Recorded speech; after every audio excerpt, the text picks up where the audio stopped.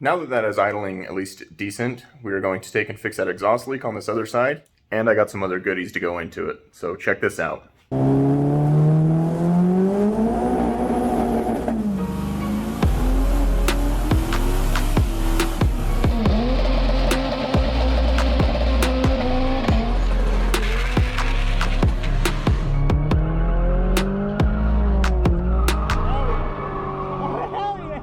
So we have our Darrell transcooler that I picked up. This thing's actually a lot bigger than I expected.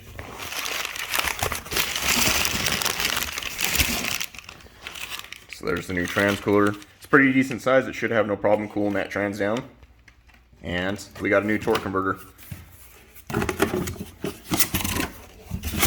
that open. We got that guy.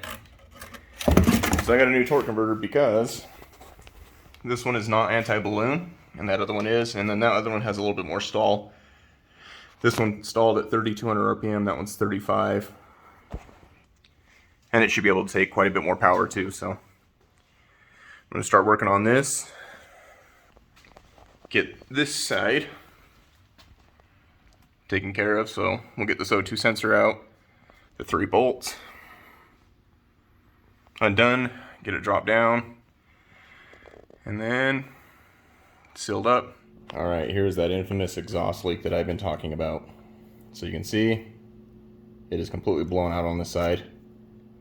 I think the reason for that is that this is possibly not completely flat. Over on this side over here, you can see what was leaking out. So my solution at this point is I'm just going to RTV it the best I can.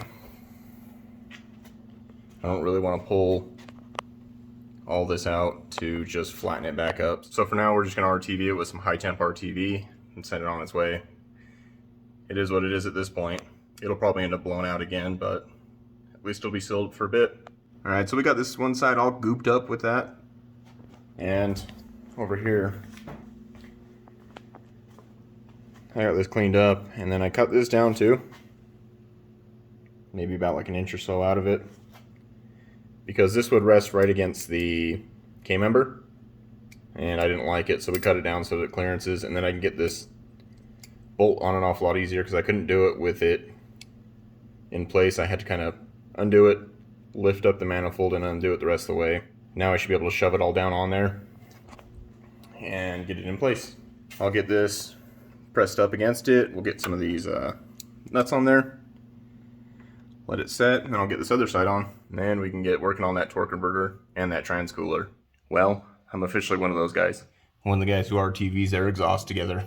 But if it goes fast and it works, right? Hopefully. Okay, so I just popped the trans out right quick. Just a few bolts. I just realized I forgot to order a new one of these, so I'm going to try and get this off and heat it up. But old torque converter, new torque converter getting filled with fluid right now.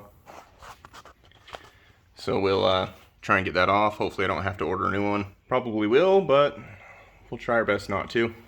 And we'll get that guy in there, get it back up in. Let's see if heat works. I don't want to have to wait for another one. Heat works for everything, I think. Possibly not this, though. Let's try that. It pressed on last time, so.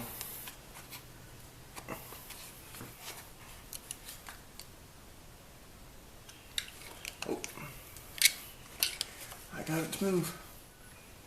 It's coming slowly.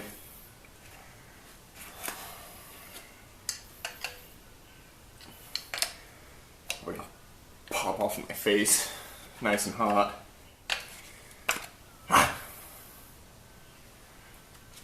Great success.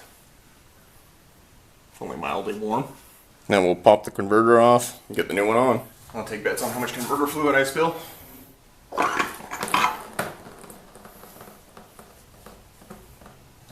Not too much. Let's struggle to put this on. Now the question is, how much am I going to spill putting it on?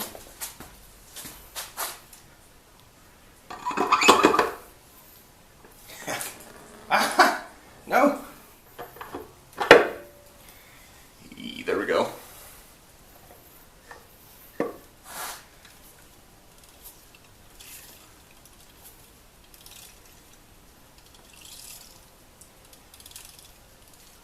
we can hear it. And the adapter. Hopefully it's not too bad. Oh. This one's a lot better quality than that other one. Cool. Alright. Sweet. So the torque converter's in, the trans is back in, and then I took and welded up the exhaust as well. So that is seated in there. That fits actually really nice. And then I took and put this little dump on it just to shoot the exhaust out. I figured I wasn't going to go out with the exhaust anymore all the way to the back. So I took that off. Now it just dumps and kind of sprays out the side. So that's a little better. I think I'm going to go out the fender here soon, but this should get me by for now. And then we can take and put it out the front with a 4-inch exhaust. But other than that, I think it should be good down here. Alright, so we know this car starts, but we don't know if it moves. So let's start it, get it moved out, and then I'll get the Mustang moved back in, and we'll start working on this. But I guess the question is will it move?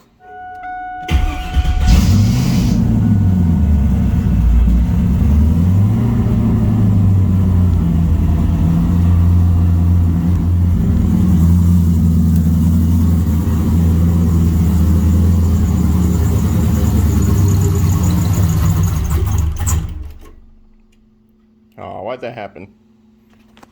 Alright, we got it restarted. Let's see if it moves.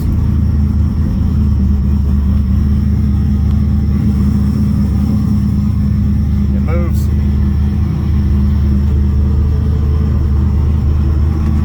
Sweet.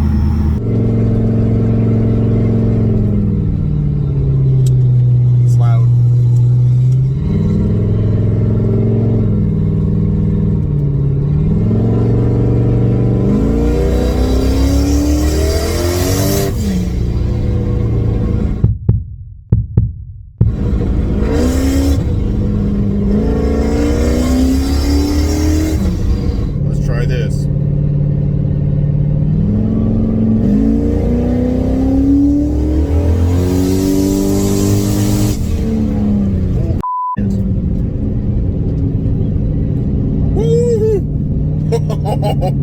The Camaro is back on pump gas, and these 210 injectors are working perfect.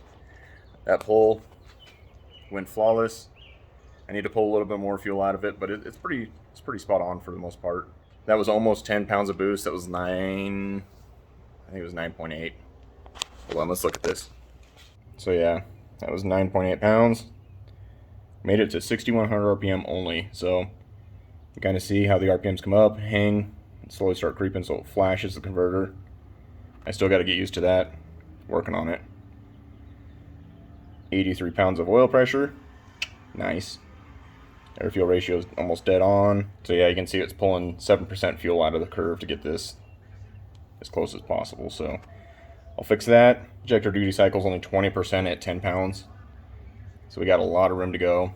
Maybe I'll go snag some ethanol now and put it back in. I had drained all the ethanol out of the tank right before I had done the injectors to try and to rule out what was going on, because man, I was just beating my head against the wall trying to figure this out. So after what felt like, shoot, I had months of running down the issues, it ended up being the injectors. So I traded these guys out for some genuine Bosch 210s. But you can see, so those are the front two cylinders. They had way too much fuel, and then the back two weren't firing after a little bit, so they look like they have some on it from when they were firing, and then nothing. Same story over here. So the front three were running and the back one stopped firing. Lesson learned, spending a couple extra $100 on some name brand injectors. I guess you live and you learn, right? Ooh, also I got some new fuel rails on this. So I got these fuel rails when I ordered the turbo kit and with the fuel system, but the injectors were too long. So these are your standard Bosch height. They're not the Camaro length, so they are like 10 millimeters shorter than these. So the other ones are like to where that groove right by my thumb is cut in length, and they fit in there great. I did have to modify them a little bit. Maybe I'll stick a picture in of what I had to do. I had to just drill and tap a hole that was just a little bit off and a little bit lower. With that being said, I could have just replaced the injectors.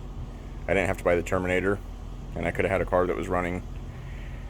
Kind of missed a couple races because of this, but we figured it out. It is running great. So I'm gonna go back and finish out the tune and feed it a little more boost. we'll see you later.